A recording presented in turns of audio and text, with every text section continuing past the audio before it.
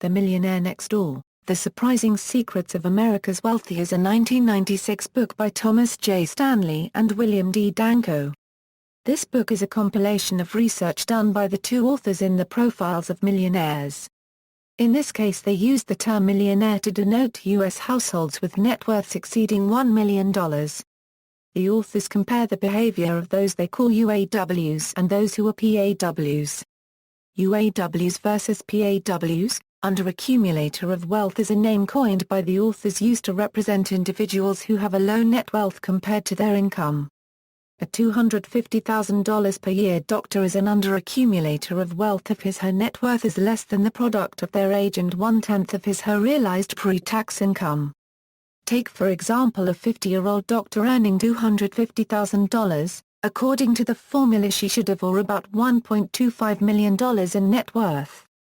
If her net worth is lower, she is an under-accumulator. The UAW style is based more on consumption of income rather than on the method of saving income. Prodigious accumulators of wealth is the reciprocal of the more common UAW, accumulating usually well over the product of the individual unregistered trademark age and 1/10 of his/her realized pre-tax income and are usually considered to be millionaires. However, not all are. The authors define an average accumulator of wealth as having a net worth equal to 1/10 their age multiplied by their current annual income from all sources. For example, a 50-year-old person who over the past 12 months earned employment income of $45,000 and investment income of $5,000 should have an expected net worth of $250,000. An under-accumulator of wealth would have half that amount, and a prodigious accumulator of wealth would have 2 times. This metric has been criticized since, for example, a 20-year-old making $50K a year should have a net worth of $100K to be considered an average accumulator of wealth. That makes little sense since it would take a new graduate years of strong savings and investments to accumulate that amount. The formula fails to take into account compounding interest. Younger people up to age 45 or so will generally have much less as a percentage of income than older wealth accumulators due to compounded growth. Most of the millionaire households that they profiled did not have the extravagant lifestyles that most people would assume. This finding is backed up by surveys indicating how little these millionaire households have spent on such things as cars, watches, suits, and other luxury product services. Most importantly, the book gives a list of reasons for why these people managed to accumulate so much wealth. The authors make a distinction between the balance sheet affluent and the income affluent. Main points. Spend less than you earn equals, anyone who spends more than they earn will fail to increase their net worth. Most of our wives are planners and meticulous budgeters. Most of us will tell you that our wives are a lot more conservative with money than we are. Avoid buying status objects or leading a status lifestyle. Buying or leasing brand new, expensive imported vehicles is poor value. Buying status objects such as branded consumer goods is a never-ending cycle of depreciating assets. Even when you get a good deal on premium items, if you choose to replace them frequently, the older items hold no value and have become a sunk cost. Living in a status neighborhood is not only poor value, but you will feel the need to keep buying status objects to keep up with your neighbors, who are mostly UAWs. The authors make the point that hyperconsumers must realize more income to afford luxury items and become more vulnerable to inflation and income tax.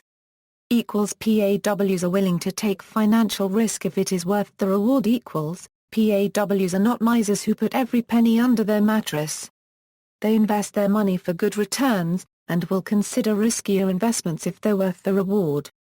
Many put money not only in the stock market, but invest in private businesses and venture capital. They do not gamble or speculate on long-odds stocks. Economic outpatient care. The authors also make the observation that UAWs tend to have children who require an influx of their parents' money in order to afford the lifestyle that they expect for themselves, and that they are less likely to have been taught about money, budgeting and investing by their parents. The authors talked about the 7 most common ways that showed up among those that have accumulated wealth. Those common ways are the following: high income, low income, frugal, wealthy, breaking even, spender, broke, and breaking even. Spending tomorrow's cash today. The most prominent idea shared by UAWs and American society in general is spending tomorrow's cash today. This is the leading cause of debt and a lack of net worth in the UAW category. This contradicts the common belief of a PAW, save today's cash for tomorrow. Many UAWs do plan, under certain conditions, to use investment strategies to accumulate wealth.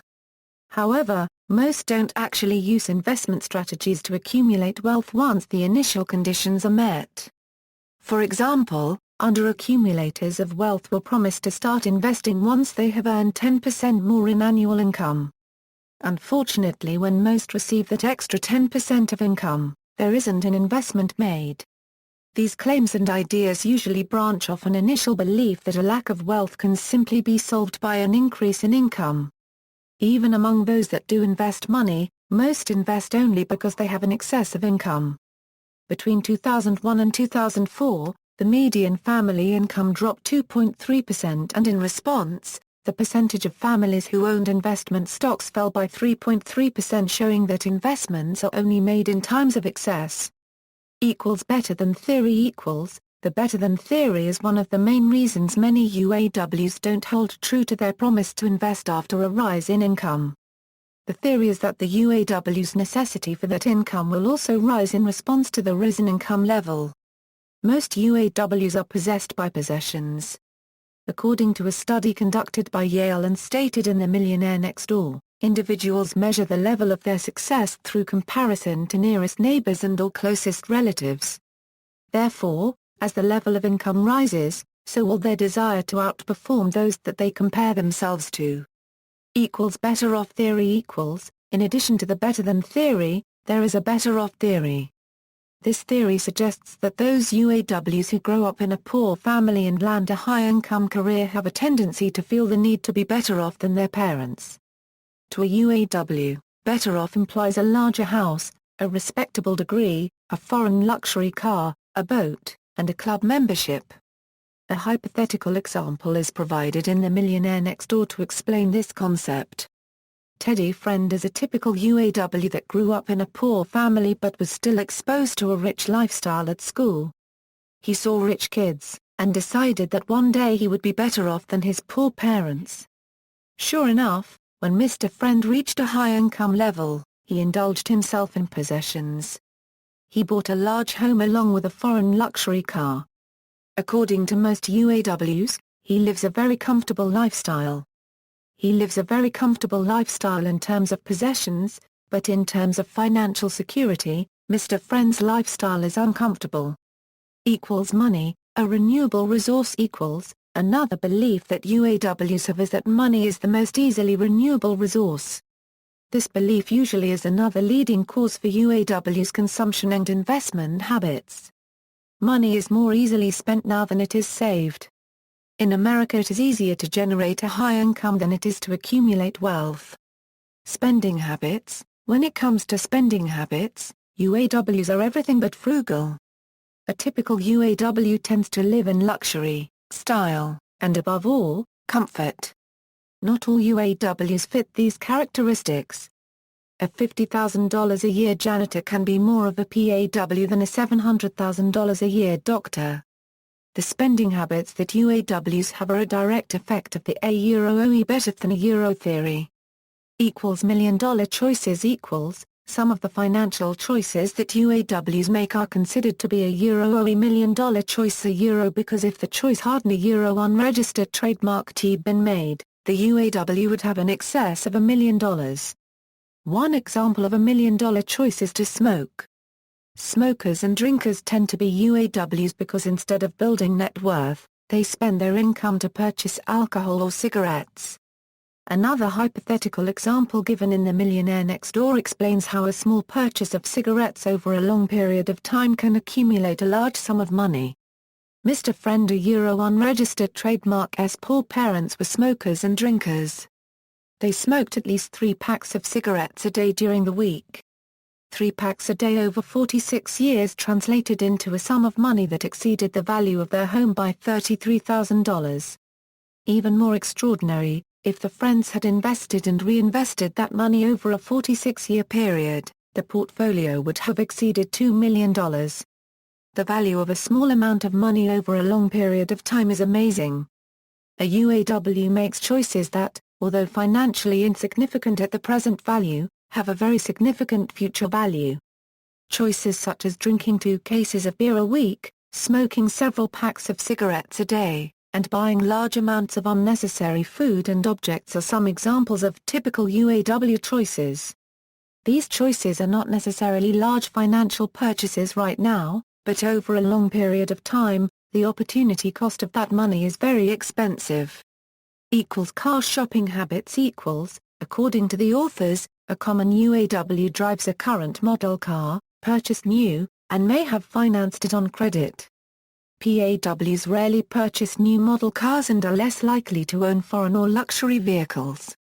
An example from the book details a UAW that spent roughly 60 hours researching, negotiating and purchasing a new car. In the end, while the car was purchased near dealer cost, in the long run the UAW's time and money could have been more efficiently spent creating wealth rather than collecting possessions notorious for depreciating in value. The authors contrast the story with a PAW who decided that the pride of owning a brand new car wasn't worth the $20,000 price difference. Investing strategies equals, the difference between UAWs and PAWs is wealth. Wealth is usually obtained through investment strategies that maximize unrealized income and minimizes realized income. UAWs tend to spend more time on purchasing a car than on looking at appreciating investments. Appreciating investments such as a 401k or an individual retirement account constitute tax-deferred growth and produce an unrealized income for the individual holder. Some UAWs do hold a 401k or an IRA but with a low portfolio value. UAWs usually have the belief that in order to comply with the €OE better than a euro or a €OE better off a euro theories, they need to maximize realized income. Maximized realized income minimizes unrealized income, increases taxes paid, and produces low portfolio values. Certainly there are some UAWs that invest in the stock market and are very active traders, but most own a euro unregistered trademark T. Active traders move from stock to try to maximize capital gains on investments based on daily fluctuations of the stock market. This investment strategy is very risky, but has potential for some enormous capital gains. UAWs also are more prone to being swindled out of money from cold callers. Cold callers, usually brokers who in fact know very little about the stock market, target high-income earning families and persuade them into purchasing investments with them. Doctors and lawyers are especially susceptible. A vulnerability to cold callers can subject individuals to lose trust in the stock market and eventually become a UAW. Then there are UAWs that have relatively low risk tolerance for investments. 20% of UAWs keep most of their cash in near cash accounts so that they can have quick access to cash when consumption habits rise. Then there are some UAWs who have considerable knowledge of the specific market of a company or type of investment, but do not utilize that knowledge to their advantage. The Millionaire next door uses Mr. Willis as an example. He is a six-figure, very successful executive for Walmart. He has been employed there for 10 years, during which the company has been explosively growing. Stock prices have shot up in this 10-year period of time. During this enormous growth period, Mr. Willis bought 0 shares of the company he worked for, although he had first-hand knowledge of his success. A characteristic that determines if the individual is a UAW is their belief about investing.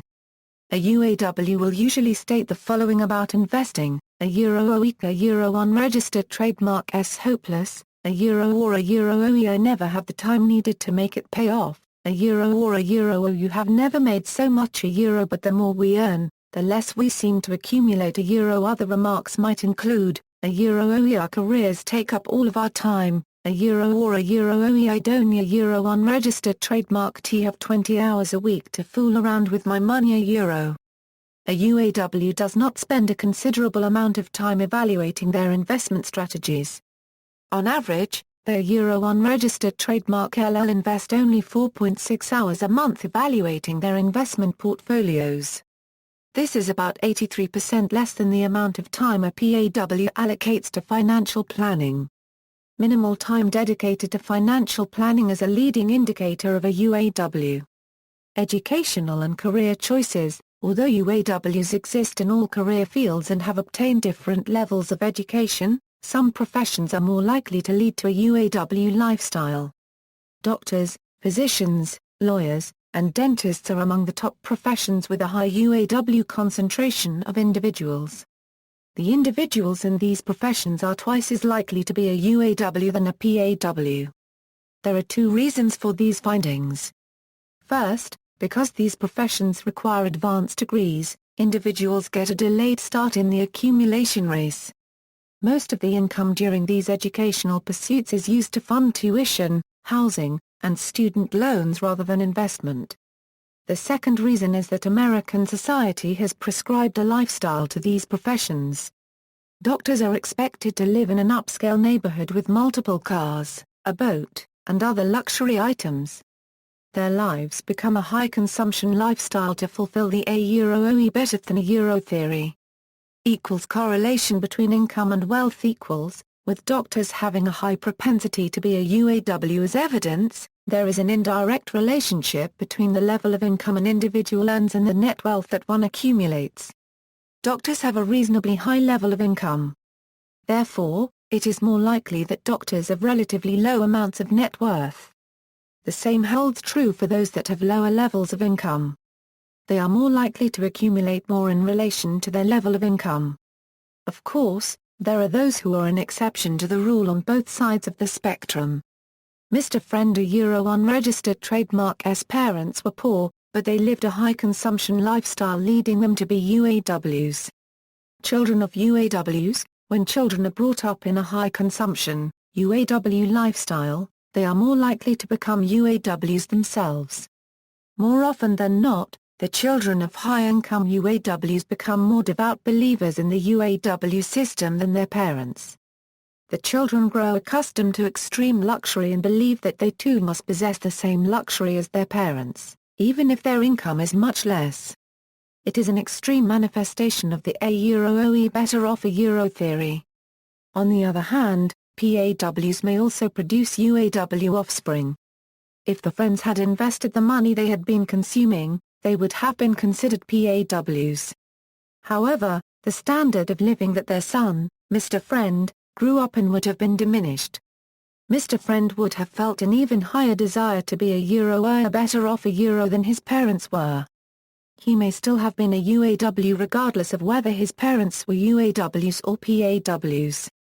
Economic outpatient care equals, economic outpatient care is a term used to express when an affluent parent provides money to an adult child. Besides offspring observations resulting in UAW children, EOC is a contributing factor to the passing on of the UAW belief. Offspring who receive EOC have 98% of the annual income compared to their counterparts who are not recipients of EOC. In comparison, they also have 57% of the net worth. EOC gives recipients a false sense of financial security. For this reason they purchase homes in upscale neighborhoods that exceed the recommended value according to their incomes. 30% of American families live in homes valued at $300,000, yet only earn an annual income of $60,000. These homes then demand nice cars for the driveway, nice furniture for the living room, and a nice plasma TV to complement the furniture. These offspring also purchase and consume the EOC rather than invest it. If a dose of EOC is given on a regular basis, the EOC can actually be absorbed into the individual euro unregistered trademark's perceived annual income. Expenditures are then calculated with the anticipation of a regularly scheduled dose of EOC. America, the ultimate UAW. The average American is a UAW, with an annual income of $32,000, a total net worth of $36,000, and a realized income value that is about 90% of their total net worth. The government draws the poverty line based on income, and society determines a familiar unregistered trademark's well-being based on their level of earned income. Income is a poor indicator of well-being. On the other hand, wealth is a good indicator of the financial independency or financial dependency of individuals. Unfortunately, society has an almost unlimited number of ways to consume income and limited ways to save income. Therefore, individuals are more prone to spend than save. That eventually results in an adoption of a UAW lifestyle. Criticism: Nassim Nicholas Taleb criticized the premise of the book on the basis of two instances of survivorship bias, that there is no mention of the accumulators who have accumulated underperforming assets, and that the United States had just gone through the greatest bull markets in its history at the time of the book's publication.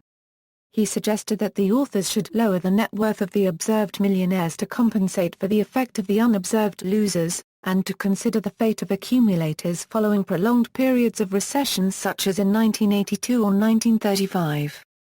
Related publications: 1. Marketing to the Affluent, 2.